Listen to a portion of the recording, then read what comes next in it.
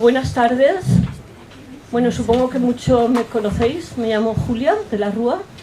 En este caso estoy, aunque también me dedico a escribir, estoy representando a Araña Editorial. De Araña Editorial, ¿qué os puedo decir? Pues en principio estos últimos tiempos estamos teniendo la fortuna de poder estar editando ya a escritores como Ricardo Verdeser, Las Gárgolas de la Lonja de Valencia, con una cultura ancestral. Para nosotros es un gran honor, y supongo que para la ciudad de Valencia también de la pluma de Ricardo. Son relatos sumamente atractivos, y sobre todo el hecho también de que lo hemos hecho en edición bilingüe. Yo creo que lo que más importante del libro lo va a decir él y Vicente, y que para eso es escultor, y que más hermoso que las gárgolas para alentarnos. Así que muchas gracias a todos por venir y bienvenidos. Gracias.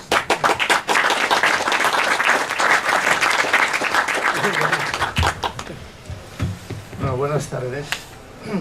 Yo soy Vicente Ferrero, soy escultor y sobre todo amigo de Ricardo. Ricardo y yo convivimos mucho, nos divertimos mucho, pero yo quiero decir, aunque está en su ciudad y lógicamente todos ustedes conocen quién es Ricardo Verdeser, pues quiero decir que es escritor, que es periodista, que es poeta, que es un gran gestor cultural, que hizo un programa de los que desgraciadamente no se hacen, un programa cultural en Contres, pero no en la televisión pública de aquí, hoy desaparecida, sino en la televisión nacionales, en las cadenas. No hay programas culturales como los que él hizo, director de l'Alfons el Magnànim, miembro de 2 academias y hoy día vicepresidente del Consejo Valencià de Cultura, que es otra entidad absolutamente desconocida, muy poco conocida. También es una lástima. Bien, y sobre todo es amante de su ciudad, de Valencia. Y Ricardo es un hombre que, a mi parecer, un hombre tremendamente inquieto, que mira hacia arriba. Mira hacia arriba y un día pues se encontró en algo que seguramente miraría muchísimas veces, pero que vio en una ocasión precisamente porque al mirar entendió, vio, reflexionó sobre lo que eran las gárgolas de la lonja. La lonja de Valencia, no hace falta tampoco decir, precisamente ustedes, los valencianos, qué monumento es, patrimonio de la humanidad, y sin duda ninguna, por lo menos es mi opinión, el mejor ejemplo de gótico civil. Bien, la escultura, yo voy a centrarme un poquito en lo que es la escultura, porque es mi profesión. La escultura es quizás la menos visible de las artes plásticas. Parece que la escultura sirva de adorno, no tenga... Y siempre cuando hablamos de arte, pues hablamos de pintura. No lo digo con ningún resquemor, lo digo porque es verdad, y es que el cromatismo de la pintura es más accesible, es más grato, llega más rápidamente a nosotros. Pero en este caso la ventaja de la escultura es que es algo que puede estar en un espacio abierto, en un espacio público, ocupando un lugar en que, en ese caso, la pintura no puede acceder a esa localización. Y este es el caso de las gárgolas de la lonja, como en otros muchos edificios, tanto de la ciudad, sobre todo en el gótico, y que están en todas las catedrales, edificios de Europa, ¿no? En este caso es algo muy interesante porque surge de una necesidad, al final es un verteaguas, es algo que desaloja las aguas de las cubiertas, pero que se transforma en esto que hoy muchas veces llamamos diseño, es decir, unir lo práctico, lo útil, a lo estético. Y entonces lo que nosotros vemos ahora no es un verteaguas, es una escultura. Una escultura que lógicamente pues es algo dura, pero está concebida para verla de lejos y tiene una capacidad expresiva enorme y una capacidad de comunicar exactamente lo que el artífice quería comunicar, que en aquel momento no se llamaba siquiera escultor, se llamaban, igual que los arquitectos, se llamaban, bueno, maestros de obra, ¿no? Pero Conte era maestro de obra, ¿no? No era el arquitecto, entre comillas, que conocemos hoy. Pues imagínense el escultor que trabajaba alrededor de la obra en una especie de chamizos con al aire libre, ¿verdad? Y que eran eso, picapedreros, le quitaban lo que a la piedra le sobraba para hacer sus cosas sin darle seguramente ellos la menor importancia, porque entendían que esto estaba supeditado a lo que era la parte arquitectónica, ¿no? Del edificio.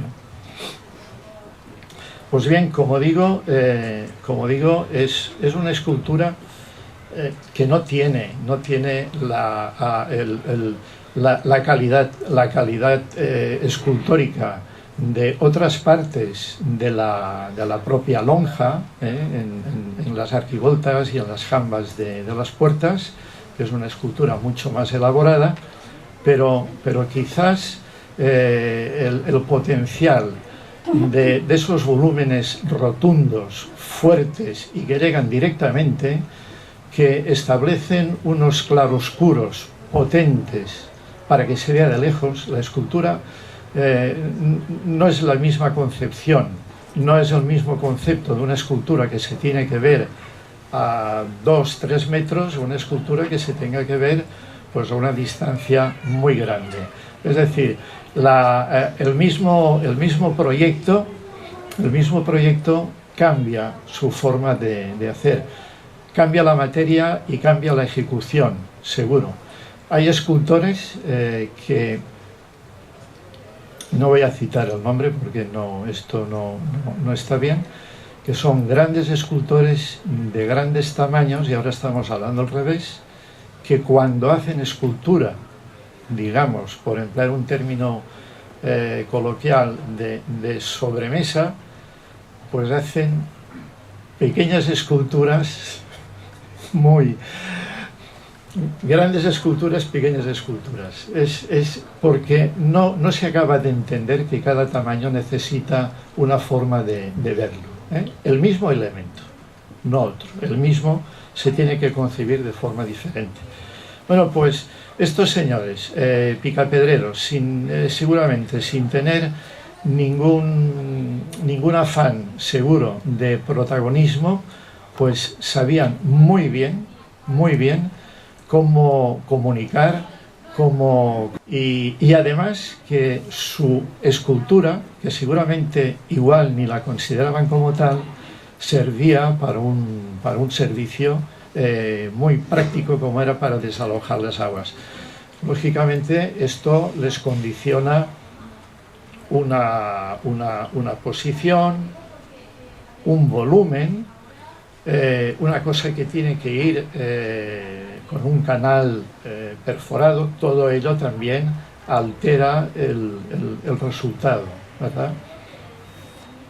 Cuando la temática yo creo que Ricardo, él lo explicará mejor, ha hecho una serie de interpretaciones que seguramente muchas de ellas estarían también en la mente, yo les voy a decir, en la mente del escultor, y que él ha interpretado y que son perfectamente creíbles. Yo me las creo.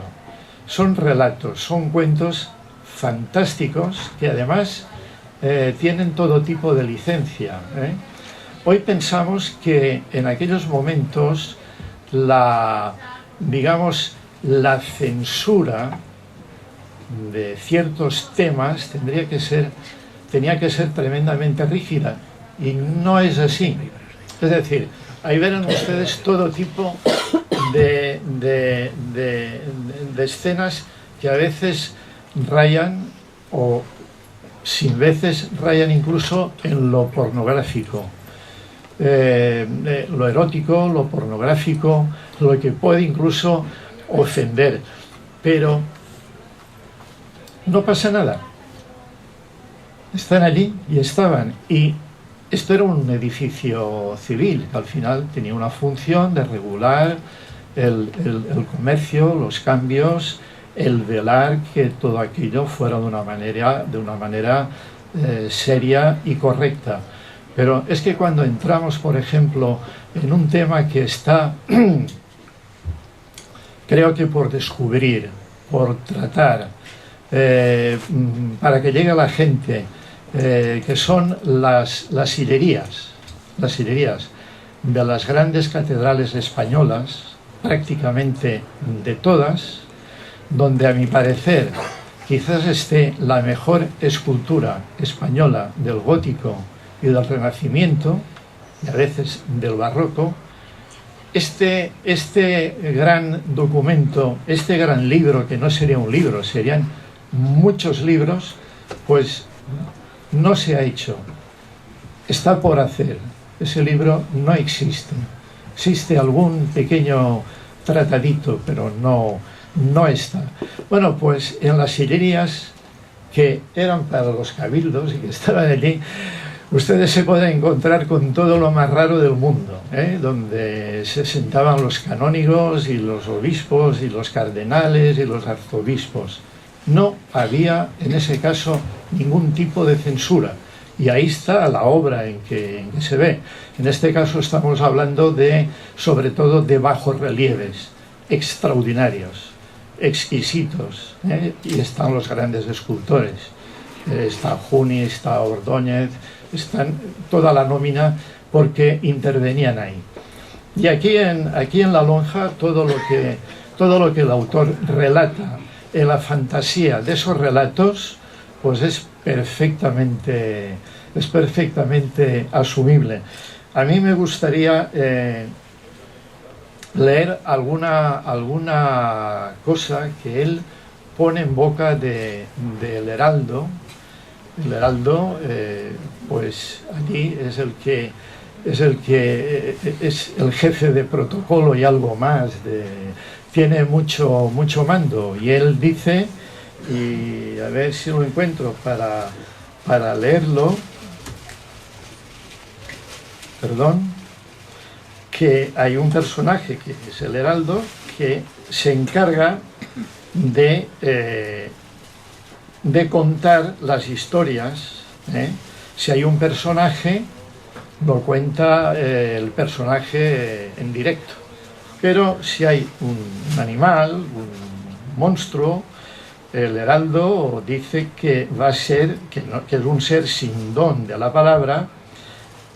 Lo haré yo, el Heraldo, para garantizar que lo que dice es verdad, pues he sabido que cada uno cuenta la historia según su parecer.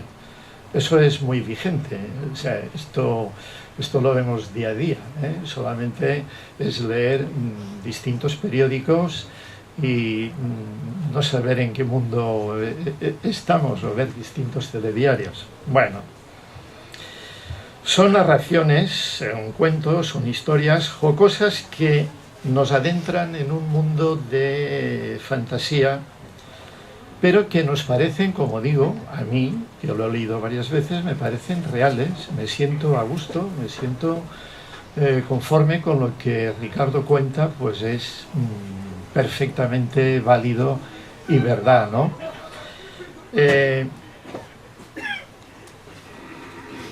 Cuentos. Yo me acuerdo en un viaje, y ustedes, muchos de ustedes a lo mejor también lo habrán visto, yo hice un viaje en el 80 en coche por todo Marruecos. Me acuerdo que en las zonas rurales, que se entraba no eran ni pistas forestales, era muy, muy normal, y a mí me llamaba mucho la atención ver bajo la sombra de una higuera grande, pues 6 o 7 individuos sentados y uno de pie que les estaba contando historias, cuentos. Nadie tenía mucha prisa por trabajar, esa era la verdad, porque no todo el mundo estaba como muy relajado, pero estaban embelesados con los cuentos que les contaba esta persona. Pues un poco es esto, ¿eh? Y a lo mejor el escultor también estaba en esa línea de ir más allá, de contar cosas, de contar historias, porque bueno, hay historias desde engaños, historias de la picaresca, que cuando al pícaro más pícaro lo engaña otro pícaro que es más pícaro que él, desde el señor de los espejos que inventa un sistema para combatir basiliscos, pero claro, no le quieren pagar, pues tampoco parece ser tan poco trabajo, ¿no? Porque lo ven muy fácil. Y es como aquel del señor del mecánico, dice, oiga, solamente me ha apretado un tornillo, ¿no? Esto y me ha costado una fortuna. Dice, bueno, el problema no es apretar el tornillo, es saber el tornillo que hay que apretar, lógicamente. Pues el señor de los espejos hace esto, ¿no? Bien,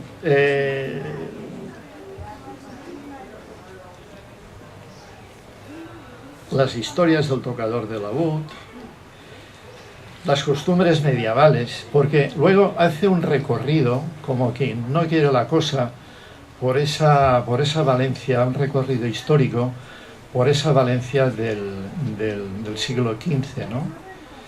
Y desde el Magnánimo hasta Jordi de Sant Jordi, Ausiàs March, pues él va dejándolo caer, como que va pasando, además de paso de esto, ¿no? El don de la fertilidad, ¿eh? Luego hay un personaje que tampoco, no pienso que se vaya, además, se vaya a destripar el libro, ¿no? Pero, por ejemplo, el duque, que es un personaje muy interesante y que va acompañado de un perro que es el diablo, Federico, que es muy malo, pues este duque es de Albaida. Y yo pensaba con estas historias y decía, si don José Segrelles viviera, qué extraordinarias ilustraciones haría en base al duque y al perro. Después hay otros perros, hay otro perro que es el contrapunto, es un perro fiel, noble, valiente. Y bien, hay ángeles malos, hay ángeles buenos y hay ángeles que están entreverados, que no son ni buenos ni malos. Y entonces tú dices algo así que es muy interesante, porque también es muy del día. A ver, bueno, dice algo así como, no lo encuentro, pero que un ángel que no es ni bueno ni malo, que su parecer es cambiante según la situación. Es decir, que se pasa como de diplomático, es decir, se acomoda a la situación. Esto también es muy... Y a mí me llama mucho la atención, ¿no? Porque quizás con mucha, entre la ironía, a veces las notas de humor, hay esa retranca que va diciendo verdades duras. Al final, las águilas y los halcones nos amargan un poco el libro, porque ahí usted describe, y no lo voy a decir, escenas realmente muy duras y crueles, pero que están basadas, o al menos yo lo entiendo, en hechos reales. El que la escultura se adapte a fines prácticos no la desmerece en absoluto. A mí me viene a la cabeza el salero de Francisco I, de Benvenuto Cellini, pues casi nada, está en Viena. Pues era un salero que, en fin, seguramente Francisco I al orfebre, porque resulta que Benvenuto Cellini, pues no se consideraba escultor, o no lo consideraban el mejor orfebre de la época. Pues le dijo, pues el mejor orfebre de la época, que me haga un salero para el centro de la mesa. Hay algunos momentos que el autor también se mete en problemas técnicos y analiza la que están hechas las gárgolas, lo cual quiere decir que el estudio es muy profundo, y por establecer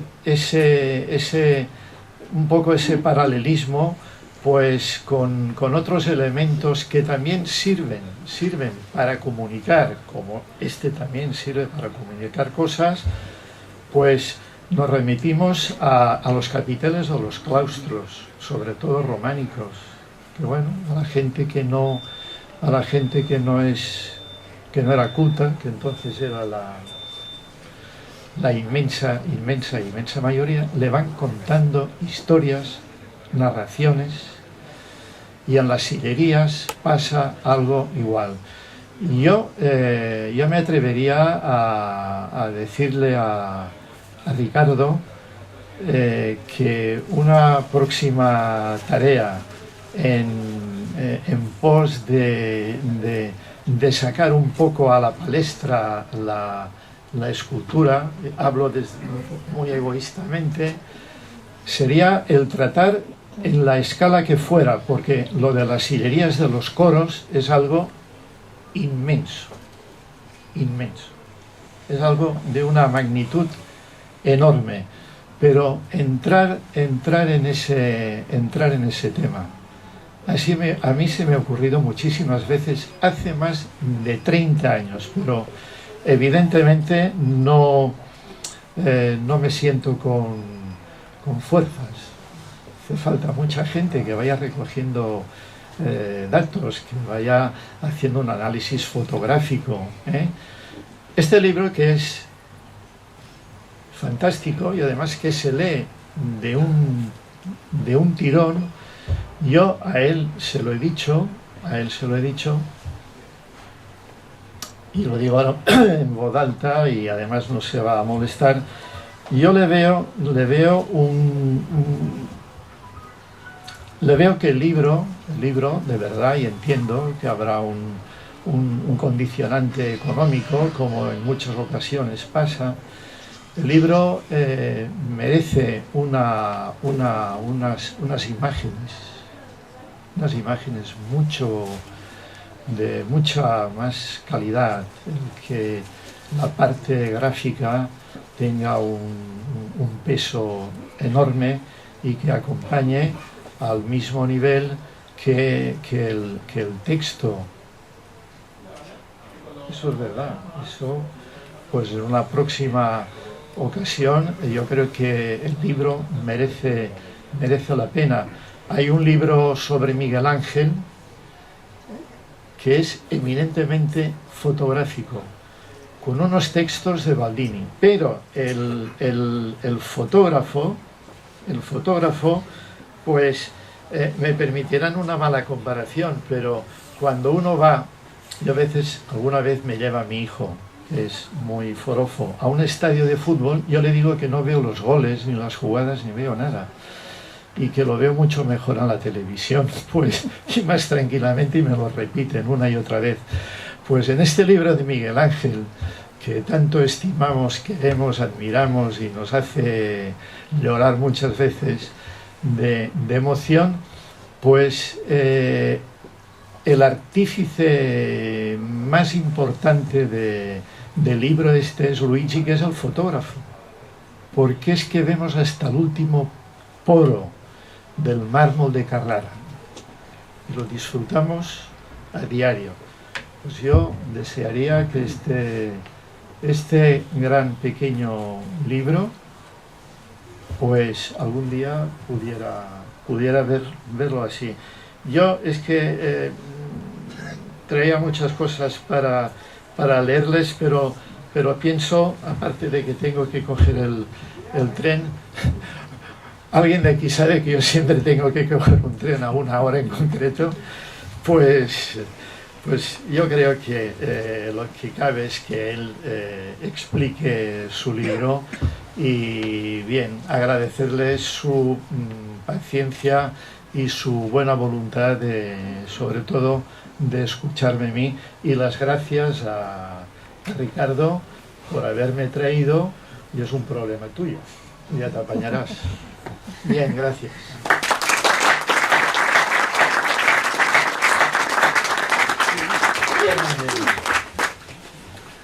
Bueno, buenas tardes.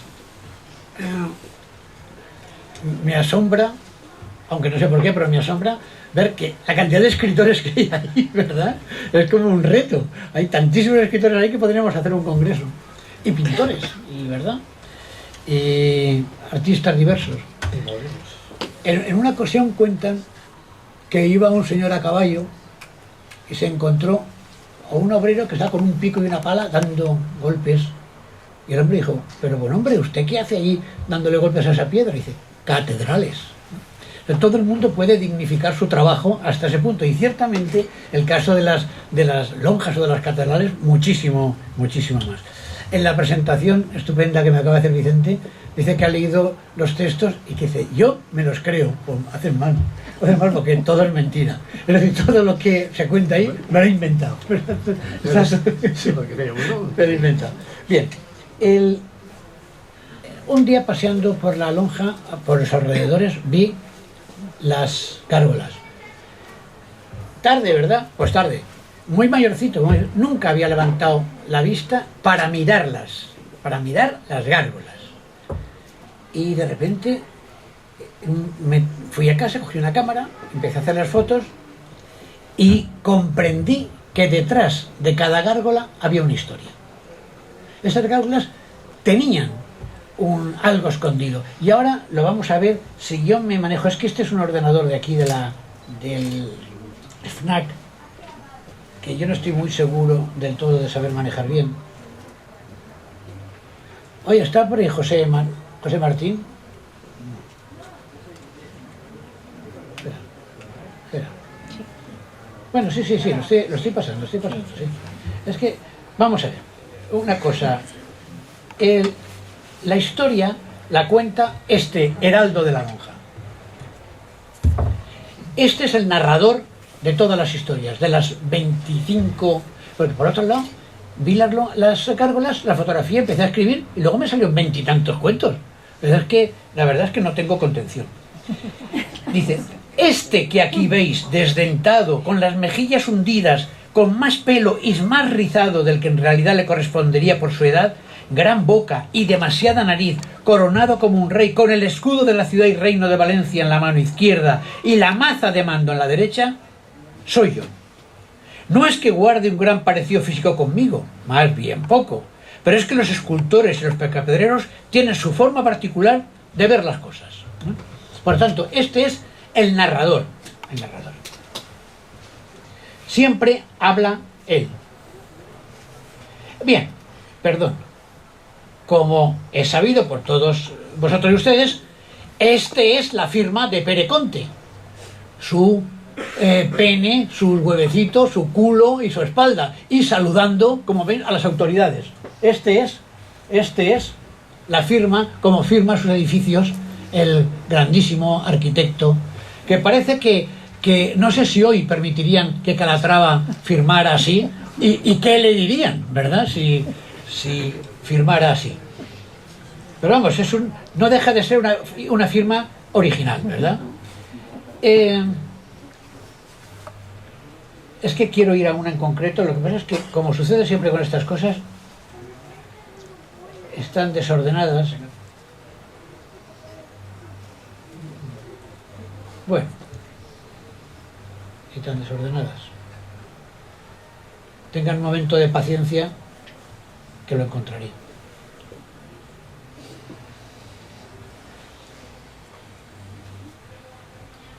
Vamos a ver. Bien, ya estamos cerca. Ya estamos cerca. Bien. Como ustedes saben, los ángeles son seres puros. ¿Qué quiere decir un ser puro? Que no tiene cuerpo, es incorpóreo.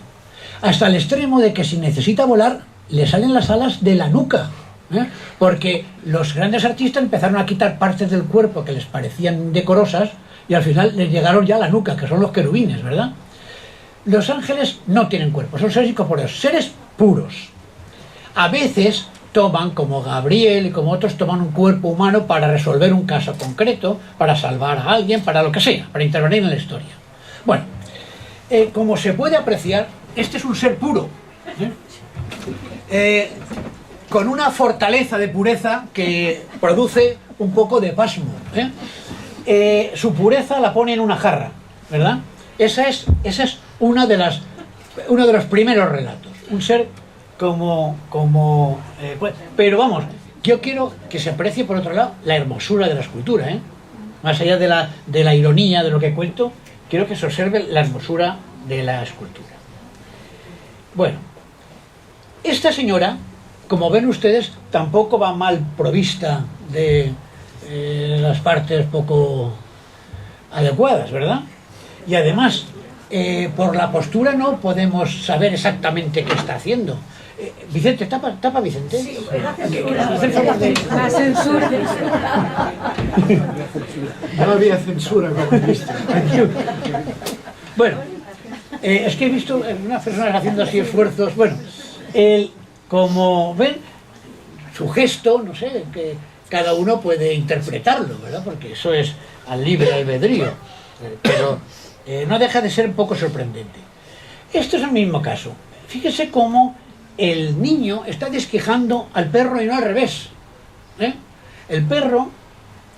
El niño se coge la mandíbula inferior y tira de ella en una actitud asombrosa. Aquí, este fraile lleva un niño, pero no parece que lo lleve a bautizar. El fraile lo lleva sobre su cabeza en una actitud casi como si corriera, ¿verdad? O algo así podríamos interpretar. Pero vamos, eso es una interpretación que hago yo.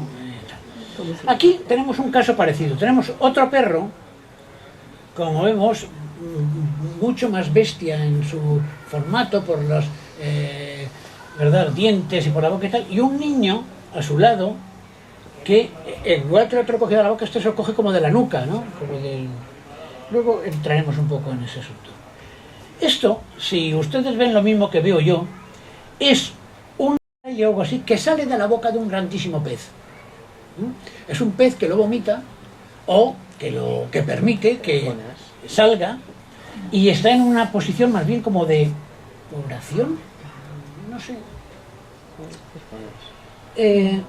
Esto es un ángel músico, que esto sí que pertenece a la gran tradición del Renacimiento, una obviedad, un ángel músico, aunque tiene sus cosas. Bien, aquí tenemos otro fraile que lleva un extraño animal porque con patas de cabrito, las patas partidas en cuña, ¿verdad? Con patas de cabrito, pero sin embargo parece más viscoso que eso, por la cabeza no se corresponde. Pero vamos, eso es otro fraile zoológico. Bien, esto es uno de las águilas, esto sí que es un tópico. Fíjense, normalmente se dice que las gárgolas nórdicas son muy interesantes. Se pone, por ejemplo, Notre Dame, ¿no? Ahora, si ustedes recuerdan haber visto en televisión, cuando se habla de París, o sale la Torre Eiffel, o sale una de las gárgolas de Notre Dame. Siempre son las dos referencias por las cuales reconocemos París. Sin embargo, yo tengo la idea de que son más interesantes las gárgolas súrdicas, no las nórdicas, las súrdicas. O sea, a partir de Francia hacia abajo, tienen más gracia, tienen más intención, son más bordes, excúsenme la palabra. Pues cuando vemos las gárgolas vikingas y tal, transmiten una sensación que no tiene esta atmósfera, que no tiene esta atmósfera. Esta es otro tópico, que son las esto. Bien. Esta tiene un poquito más de interés. Tiene boca y barba. Boca y barba. Bien. Luego lo diré. Un ángel músico. Fíjense que en este caso, este animal es difícil de reconocer. Primero, lleva un hombre detrás. Un hombre que cae por el lado con cara de estar muerto o de estarlo dentro de poco, ¿verdad? Y el animal sonríe como victorioso. El animal tiene patas de cabrito, de cabrón, y alas más bien de...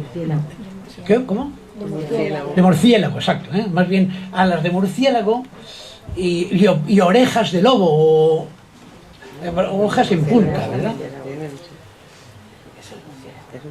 ¿Es un murciélago?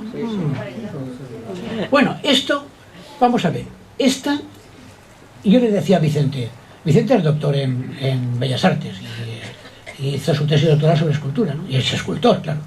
Y yo le decía, este no puede ser el mismo autor que el del Heraldo. ¿No noté que hay otra mano ahí, bien diferente? Primero, el bicho que lleva, un bicho que sostiene a su vez a otro bicho, pero hay que observar las manos, que son realmente asombrosas, ¿verdad? Bueno, y el detalle, las escamas.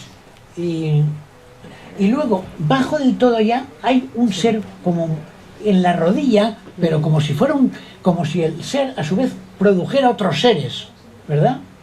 Que está allí. Y vamos, esto respecto a los otros no tiene ninguna relación. Esto sí que parece más bien nórdico, ¿verdad? Parece un autor. Desde luego esto no es yo apostaría que no es un autor latino, y no es un autor mexicano, hablo del escultor, ¿verdad? Sí, ya, pero vamos por su... Bueno. Esto es curioso. Vamos a ver. Es, en mi opinión, el rey David desquijando un león. ¿Por qué es el rey David? Primera, porque lleva corona de rey. Segunda, porque lleva espada de rey. Tercera, porque la gran... Bueno, va vestido como un rey. Pero es que además, como sabes, la historia del rey David es una historia inmejorable. Es decir, el rey David era un pastorcillo que cuidaba al ganado y que era sometido al terror de Goliat, ¿verdad? Y fue capaz de vencerle, plantarle cara y vencerle. Bueno, pero es que ese mismo rey es el rey que terminará siendo el rey de todos los judíos, el gran rey David, ¿no? Que en efecto se enfrentó a los leones, especialmente a uno bien célebre, ¿verdad? Y lo mató con sus propias manos, porque a Goliat aún lo mató con una, ¿verdad? Sin embargo, aquí lo mató montándose y desquijándolo de esta forma. Por tanto, en mi opinión, es el rey David, o debe ser el rey David. Esto es ser su contrario, ¿verdad? Porque es el animal es el que muerde, ¿verdad? El que muerde a este extraño personaje. Bueno, es que cada uno merecería una conversación. Bueno, aquí, así, esto lo hemos visto ya también. Bien, vamos a ver, esto es una de las partes de la lonja. Aquí, el diablo le mete por el mismísimo trasero a un animal un fuelle para hincharlo, sostenido por una monja. Y para hincharlo y venderlo en el mercado más caro, más lustroso, de mayor volumen, ¿verdad? Pero en realidad solamente aire, ¿eh? Pero vamos, está ahí recogido que es el mismo diablo el que es capaz de fomentar este desatino. Y la monja le levanta la cola, para facilitarle al diablo sus perversas... lo hemos visto, me parece así. Esto es un... Bueno, este es el que eligió la editorial para la portada. Obsérvese que tiene dos tetas, sí, pero horizontales, ¿eh? Os digo, perdón, verticales. Es decir, tiene las dos tetas así. Y luego forma parte de una colección de basiliscos que hay aquí. Y ahora veamos esto. Estamos en el siglo XV, 1400 algo, porque vamos, la lonja empezó a construirse en el siglo XV y acabó a principios del XVI, ¿verdad? 1480 y tantos, 1512 o 14.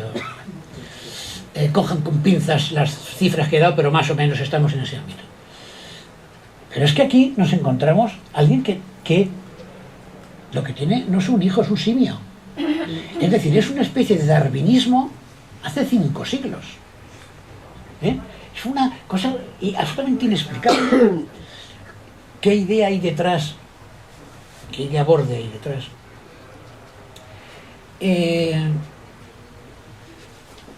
Bueno, aquí tenemos un extraño perro que toca el tambor, pero lleva una cadena en el cuello.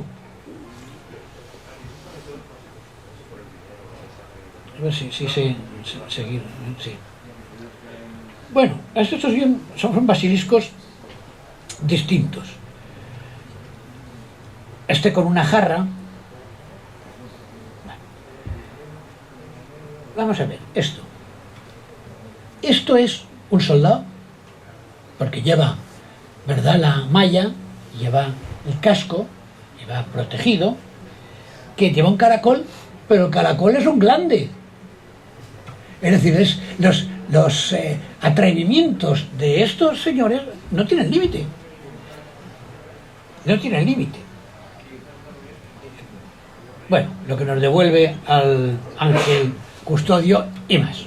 Claro. Quiero decir, ahora vuelvo a donde había empezado. Mirando las gárgolas dije, aquí hay historias detrás. Pues si me lo permiten voy a leer por lo menos una para ver qué forma tiene y qué tono tiene el libro. El libro está en edición bilingüe. No lean el inglés. Saltaselo. Como si no estuviera. A ver, casi este del caracol y el soldado, ese que hablaba antes. Vamos a ver. Se llama así, el caracol y el soldado. Hube de comprender la lección y lo hice tal vez un poco tarde. Eso me enseñará a estar más atento a las señales que nos manda la vida y que están por todos lados. Yo era perseverante de la lonja, a las órdenes del primer heraldo. En la lonja de Valencia se hacían muchas transacciones, la mayor parte de ellas con dinero en bolsines, y donde hay dinero, hay codicia. Y la gente que lo pretende, y ladrones, y prestamistas, y banqueros, y depositantes. En Valencia incluso había una tabla de cambios para regular ese flujo económico y garantizar su legalidad. Los persevantes estamos para vigilar que todo se haga de conformidad a lo que dictan las leyes y los ciudadanos honrados, que pueden estar tranquilos así con nosotros haciendo sus negocios. Eso me obligaba a estar casi todo el día fuera de casa, en la lonja o de viaje a Nápoles, para proteger los bienes, posesiones y caudales que se le enviaban a mi señor don Alfonso V. Cuando era un simple soldado me casé con una mujer joven, bella y fértil, que me dio 2 hijos.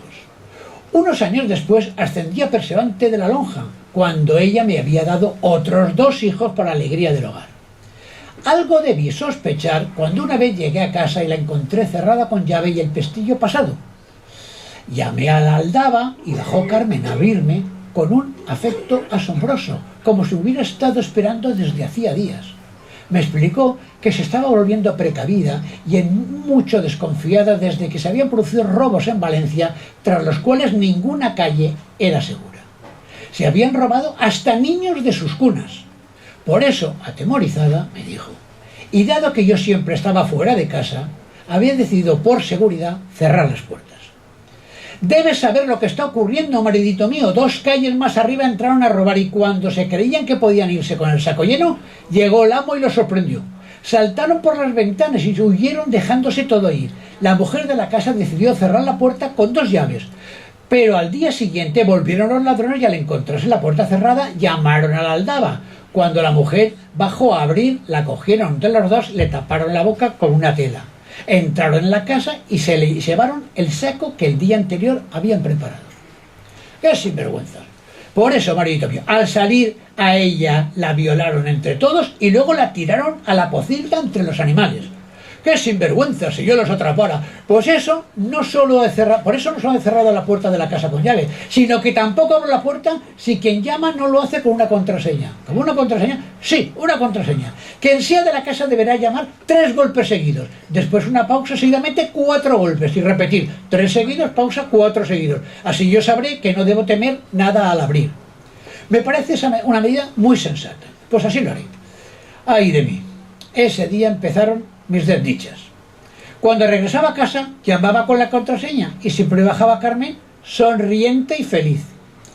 Un día, hallé a la entrada de la casa un caracol de buen tamaño, un caracol oscuro, de rayas mezcladas color chocolate y vainilla, un caracol de molla abundante y babas espesas que caminaba sin que se le pudiera adivinar que pudiera ir. No le di importancia hasta que al día siguiente lo volví a encontrar y al otro también. ¿Qué querría decir esa señal, si es que querría decir algo? Se lo pregunté al heraldo. Un caracol en la puerta de tu casa quiere decir que las empresas de nuestro señor Don Alfonso el Magnánimo en Nápoles no van como deberían ir. El caracol representa la lentitud con la que se desplazan las tropas, la pesadez y la torpeza. Es el animal más fácil de matar, de coger, de exterminar. Por ello hay que interpretarlo como un signo de que las cosas italianas van a costar más de lo que parece y con muchas bajas. La explicación militar me dejó turbado, pero también insatisfecho, porque fui a mi confesor para que él, con su mirada espiritual, me orientara si es que el caracol significaba algo verdaderamente. La explicación es muy sencilla. ¿Te has fijado en las fechas que estamos? Dentro de poco será miércoles de ceniza y empezará la cuaresma. Eso quiere decir los 40 días, el 40º día antes de Pascua. Te recuerdo eso porque el caracol no es ni carne ni pescado y se puede comer todos los días. Es el símbolo del ayuno que se anuncia. Militar o religiosa, ¿cómo quería que fuera la interpretación? Se lo pregunté a los arquitectos de la lonja que aún estaban trabajando en su interior. Nosotros en arquitectura ponemos un caracol allí donde hemos de hacer una escalera que suba sobre su propia espina. Yo lo entendería así, como recordando que debes hacer una escalera nueva que suba a tu casa desde el patio. Por la judería había muchas adivinas a que escondidas se preparaban bebedizos y presagiaban el futuro. También les pregunté a las adivinas. El caracol es uno de los animales más esotéricos junto a la serpiente y el lagarto. Nos recuerda que hay que hacer las cosas lentamente y con seguridad. El solo verlo es una enseñanza de que las cosas hay que pensarlas sin atolondrarse. Además, su misterio viene de otro mundo. Piensa bien las cosas y nunca pisa sus babas. Cada uno tenía su versión. Los agricultores me decían que era la prueba de que había acabado la lluvia y que salía el sol para secar la tierra bien regada. Los representantes de otras religiones me dijeron que cuando morimos, todos los seres humanos nos reencarnamos en otros seres inferiores de cuyos cuerpos no salimos hasta que estamos purgados. Y eso representa el caracol, que es un ser muy inferior, incomparable a un perro, un caballo o un delfín. No sabía qué pensar y no podía abandonar mis cavilaciones que me tenían absorto. Me anunciaron un largo viaje a Zaragoza para proteger un cargamento de la tabla de cambios, cuando Carmen me dijo que se había quedado embarazada otra vez. Todo a la vez. Al llegar a casa oí a un ciego cantar una canción de cordel que decía: nada se oculta debajo del sol y el que tiene ojos ve el caracol. Llama que llama, pique y repique, que es el tonto canta y el listo ríe. Una canción enigmática y muy musical. La oí durante los siguientes días varias veces hasta que me la aprendí. Y entonces, cuando volví a la divina, Me temo que descifrar el enigma puede ser peligroso para ti. ¿Para mí? ¿Por qué para ti? Porque te puedes enfadar conmigo. Te aseguro yo que no. Júralo. Lo juro ante el crucifijo de mi espada. Pues te diré lo que entiendo. El caracol es el animal con los cuernos más grandes de la creación. Y los cuernos son las personas lo que a la fidelidad a las mujeres. Y además, tú te encargas de hacer la llamada del necio. Cuando llamas, avisas de quien esté en tu casa que la puede abandonar sin que le veas. Hombre, eso que me dices es infame. Perseverante, fuera de aquí. Ya sabía yo que no ibas a querer entender la verdad y que me echarías a mí la culpa. La llamada del necio, es verdad. Volví a casa, entré sin llamar y averigüé la verdad. Con mis ojos pude contemplar lo que estaba pasando y descifrar la canción del ciego.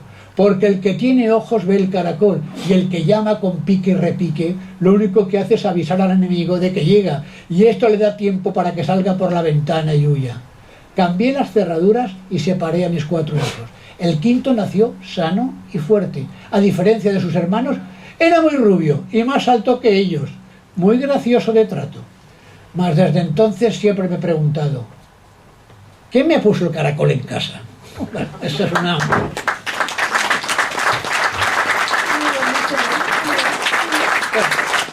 Es así, son todos cuentos como este, lo que acabáis de oír, con referencias concretas, con fechas, con datos, se ajustan a la realidad historicista, ¿no? Bueno, pues nada, pues no tengo nada más que contaros. Que lo disfrutéis tanto como lo he disfrutado yo escribiéndolo.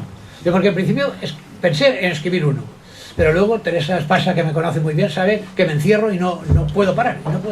Y vinieron todos solos, como si alguien me los dictara. Vinieron uno tras otro.